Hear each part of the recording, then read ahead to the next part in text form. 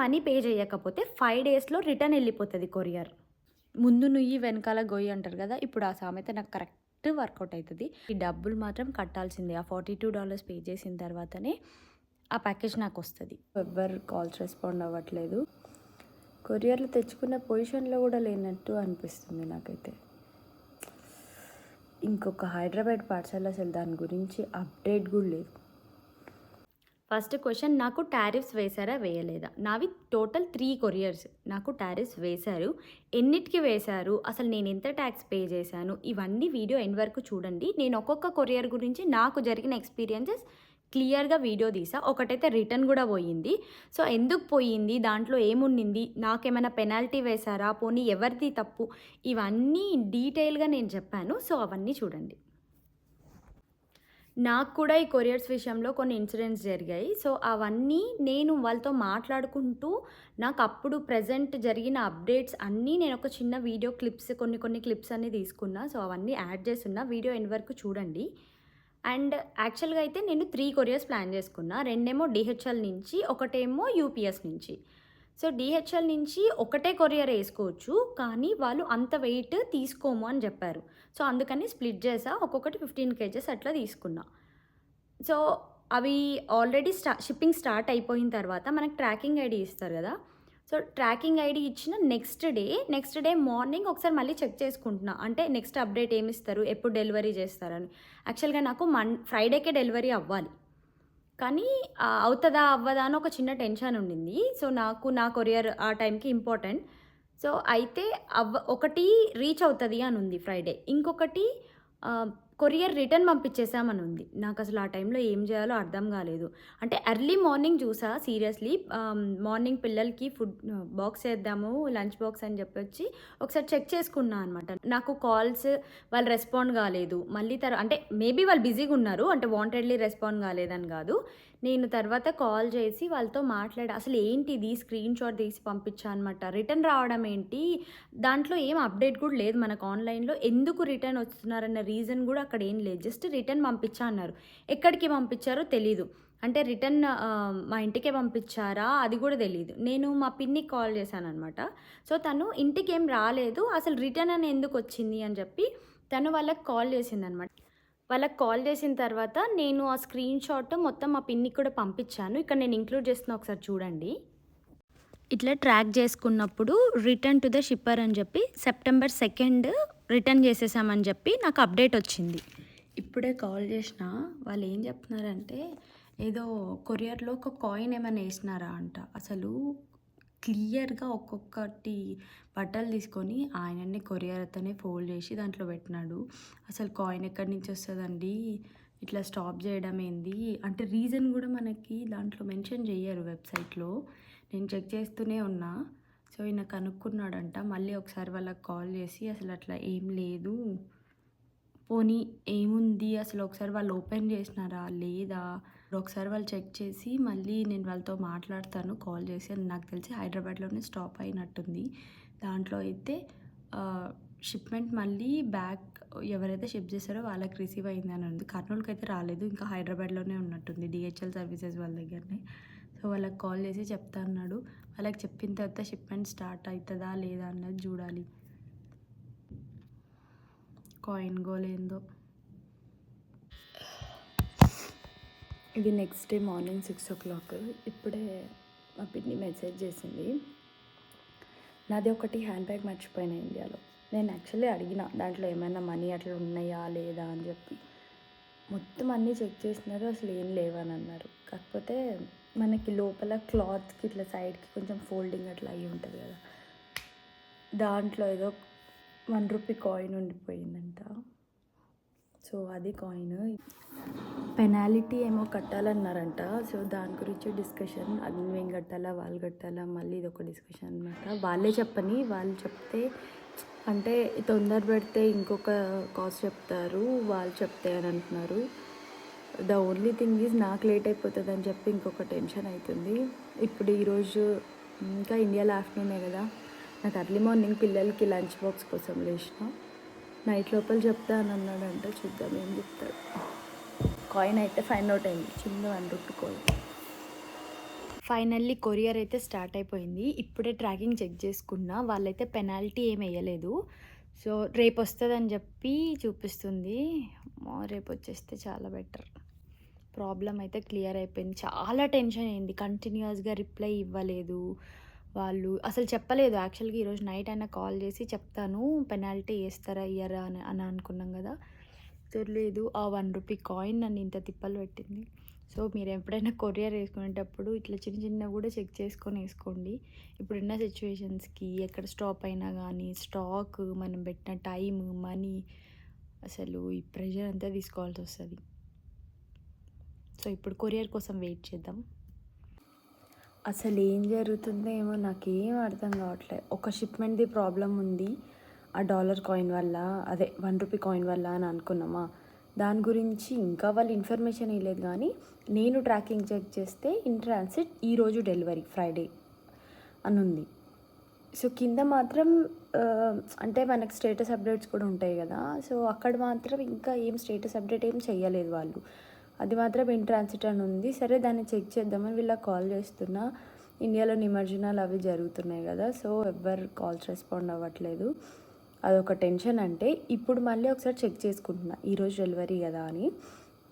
ఇంకోటి, అసలు ప్రాబ్లమే లేని ఒక ప్యాకేజ్ ఆల్రెడీ అది షిప్ అయ్యి మండే ఒకటి వస్తుందని చెప్పా కదా, అది కూడా ఎండ్ ఆఫ్ ది డే, ఈరోజు ఎండ్ ఆఫ్ ది డేనే చూపిస్తుంది. కాకపోతే పేమెంట్ చేయాలంట. మళ్ళీ ఇదే మిష్యూరా బాబు, నాకు అసలు ఏం అర్థం కాకుండా ఏం జరుగుతుందో.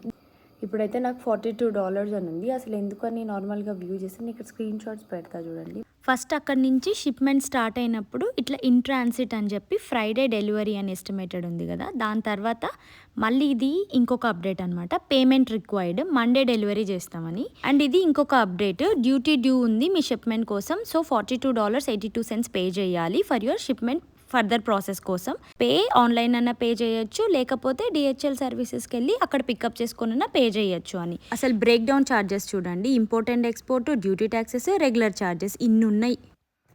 కొత్త అప్డేట్, ఫస్ట్ ప్యాకేజ్ది, కాయిన్ ప్యాకేజ్ది కూడా పెనాలిటీ పే చేయాలి. సో, ఆయన అంటున్నాడు, నేను వాళ్ళ హైదరాబాద్ సర్వీసెస్ వాళ్ళతో మాట్లాడినా. యాక్చువల్గా కర్నూల్లో ఒక కొరియర్ సర్వీసెస్ వాళ్ళు DHLతో డీల్ చేస్తారు. సో, ఇప్పుడు DHL వాళ్ళు కాయిన్ ఫైండ్ అవుట్ చేసి, సో పెనాలిటీ వేస్తారు, డెఫినెట్గా వేస్తారు. సో, ఎంత వేస్తారు ఏమో అన్నది ఒక రఫ్ ఫిగర్ ఏం తెలియదు అనమాట. సో, వాళ్ళు వెయిట్ చేస్తున్నారు, ఒకసారి చూసి పంపించండి అని. వితౌట్ పెనాల్టీ వేస్తే వాళ్ళకు కూడా రిస్క్. ఎందుకంటే ఇవన్నీ వెరీ పర్టికులర్గా చూసి తీసుకోవాలి. ఇది మా సైడ్ నుంచి అసలు జీరో ఫాల్ట్. ఒక్కొక్క ఐటెం ఇట్లా ఓపెన్ చేసి మరి ఆయన మా ముందే తీసి పెడతాడు. ఎక్కడైనా కొరియర్ సర్వీసెస్ ఇట్లనే జరుగుతాయి. వాళ్ళే వచ్చి వాళ్ళే పిక్ చేసుకొని ఎవ్రీథింగ్ ఇన్ డీటెయిల్గా వాళ్ళే ప్యాక్ చేస్తారు.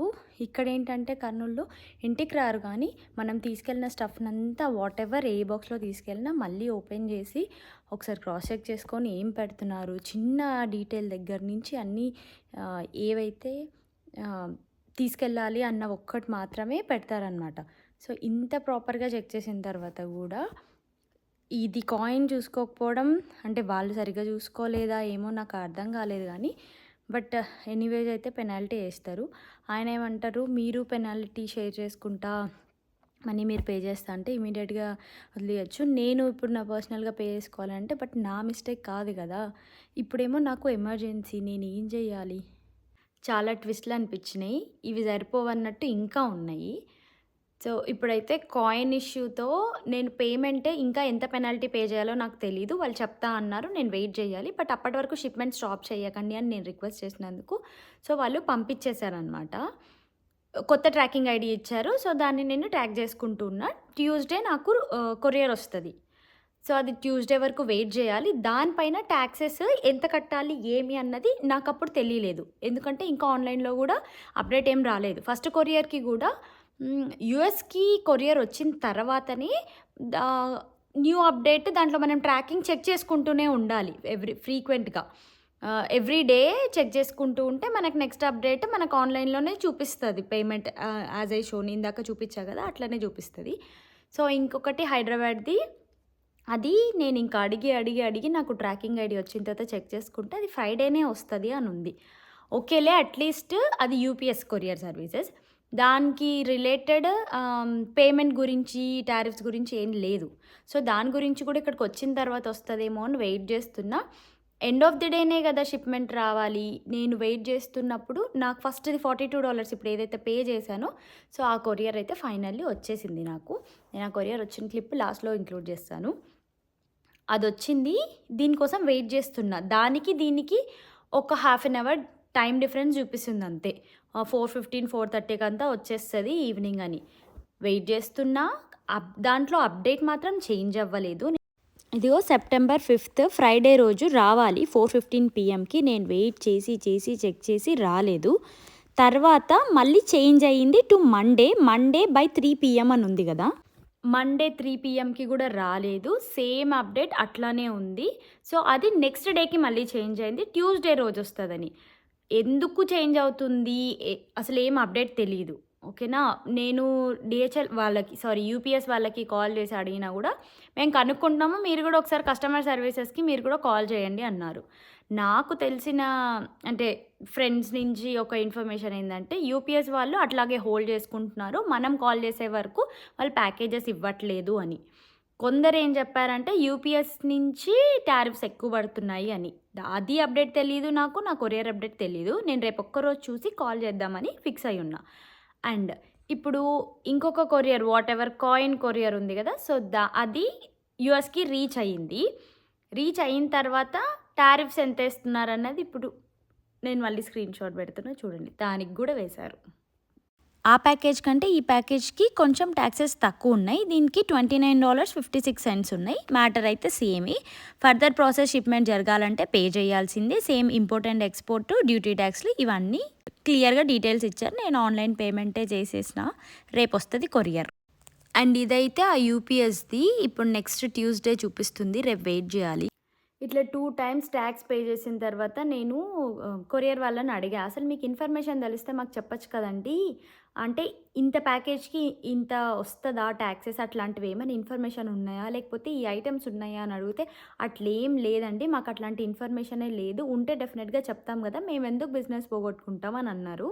అండ్ దాంతో పాటు ఇంకొక ఇన్ఫర్మేషన్ ఏం చెప్పారంటే, ఆల్రెడీ స్టార్టింగ్‌లో ఏం చెప్పారు అంటే జనరల్‌గా అందరికీ తెలిసుండింటది మేబీ.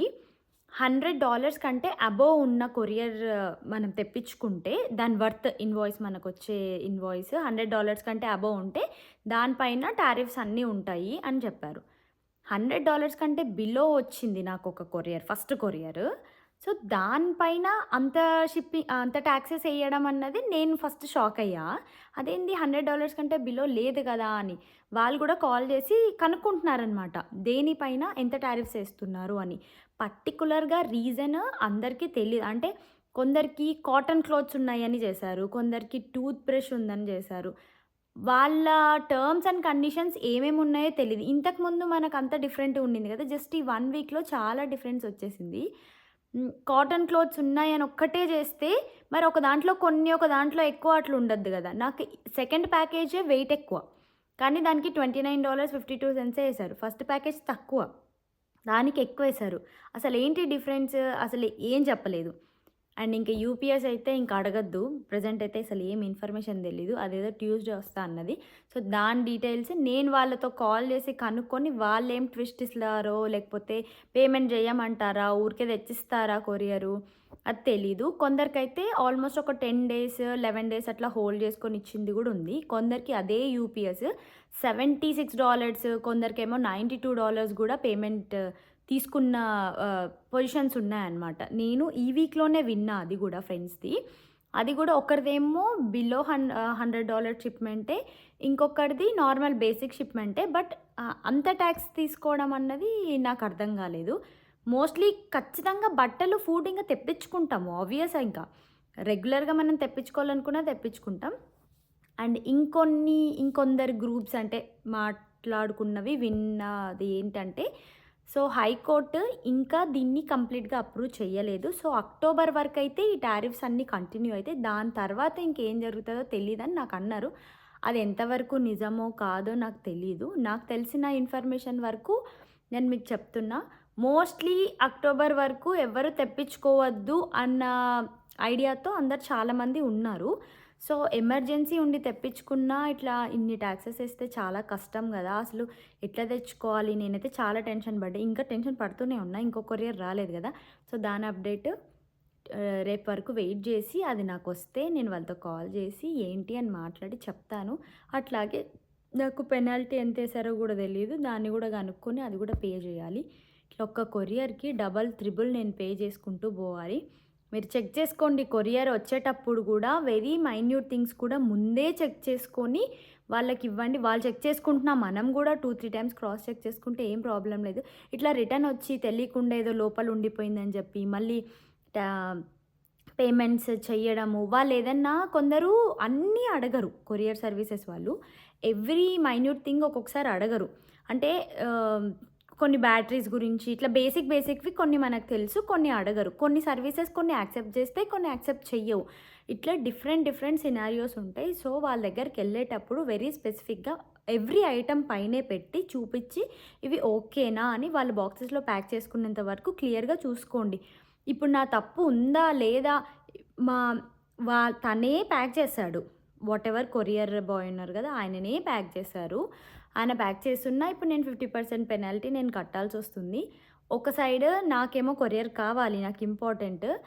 సో, ఇట్లాంటి ఒక సిట్యుయేషన్‌లో ఉంటాము. ఇంకొకటి కూడా అడిగా. నాకు మెసేజ్ ఏమొచ్చిందంటే మనీ పే చేయకపోతే 5 డేస్‌లో రిటర్న్ ఎళ్ళిపోతది కొరియర్ అని అట్లా వచ్చిందనమాట. నాకు నార్మల్ మెసేజ్ వచ్చింది.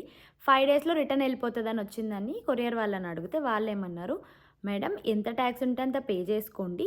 కొరియర్ రిటర్న్ వచ్చింది అంటే ఇప్పుడు మనం కొరియర్‌కి ఒక ఎగ్జాంపుల్‌గా $100 పెట్టుకున్నాం. దానికి 3 టైమ్స్ ఎక్కువ పే చేసి మన పార్సెల్ మనం తీసుకోవాల్సొస్తది. లేకపోతే ఇవ్వరు. సో, అది ఇంకా బిగ్గెస్ట్ ఇష్యూ అయితది మీకు. దాని ప్లేస్‌లో మీరు టాక్సెస్ పే చేసుకొని తీసుకోవడమే బెటరు. ఎంత టాక్స్‌లేస్తున్నారన్నది ఎవ్వరికీ తెలియట్లేదు. సో, ప్రెజెంట్ సిట్యుయేషన్ అయితే ఇట్లుంది. మేమే క్లయింట్స్ దగ్గర నుంచి ఇన్ఫర్మేషన్స్ తీసుకొని సో, నెక్స్ట్ ఫర్దర్ వాళ్ళకి ఇస్తున్నాము. మీరే ఆ క్లయింట్ వీకెండ్ కరెక్ట్ టారిఫ్ అన్నీ చేంజెస్ అయిన తర్వాత కొరియర్ ఏసుకున్నారు. మీదే ఫస్ట్ పంపించామన్నాం. ఆ లక్కీ ఛాన్స్ నాకే దొరికింది. మీలో ఎవరికైనా ఇట్లాంటి సిట్యుయేషన్స్ వస్తాయేమో అని నేను ఈ వీడియో తీస్తున్నా. సో, హెడ్స్ అప్ ఇస్తున్నా. కొంచెం కొరియర్ ఉంటే ఇప్పట్లో ఏసుకోవద్దు. అంత కరెక్ట్ టైం గాదిది. So, that's it. ఈ వీడియో మీకు అందరికీ హెల్ప్‌ఫుల్ అయ్యిందని అనుకుంటున్నా. ఇట్లా కొరియర్స్ తెప్పించుకునే వాళ్ళకి అని అనుకుంటున్నా. ఒకవేళ మీ సర్కిల్‌లో ఎవరైనా ఉన్నారు, ఇట్లా ప్లాన్ చేస్తున్నారు అనుకుంటే వాళ్ళతో ఇన్ఫర్మేషన్ షేర్ చేసుకోండి. వాళ్ళకి కూడా యూజ్ అయితది. ఒక కొరియర్ అయితే వచ్చేసిందని చెప్పా కదా! $42 ట్యాక్స్ పే చేసింది. కొంచెం మైండ్ రిలాక్స్ అవ్వాలా, మిగతా వాటికి టెన్షన్ పడాలా అర్థం కాని సిచ్యువేషన్‌లో ఉండే నేనప్పుడు. అండ్ సేమ్ ప్యాకేజ్ ఓపెన్ చేసి చూపిస్తున్నా దీంట్లో ఏమున్నాయని. ఫ్రాక్ కలెక్షన్స్ ఉన్నాయన్నమాట. కొన్ని కలెక్షన్స్ వచ్చాయి. అసలు యాక్చువల్‌గా అన్నీ వచ్చింటే ఇప్పటికంతా లైవ్ చేసి చూపించేదాన్ని కూడా, అప్డేట్స్ చెప్పేదాన్ని. బట్ ప్రస్తుతానికైతే ఫ్రాక్స్ అప్డేట్ ఒక్కటి వాట్సాప్‌లో ఇచ్చాను అండ్ ఇన్‌స్టాలో కూడా పోస్ట్ చేశాను. సో, అక్కడ చెక్ చేసుకోండి.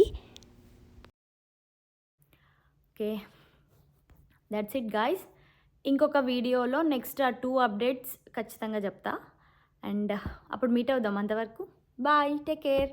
అండ్ కొత్తగా ఛానల్ని చూస్తుంటే please do subscribe to my channel. ఛానల్లో చాలా వీడియోస్ ఉన్నాయి. చూడండి, నచ్చితే లైక్ చేయండి, షేర్ చేయండి, సబ్స్క్రైబ్ చేసుకోండి. బాయ్.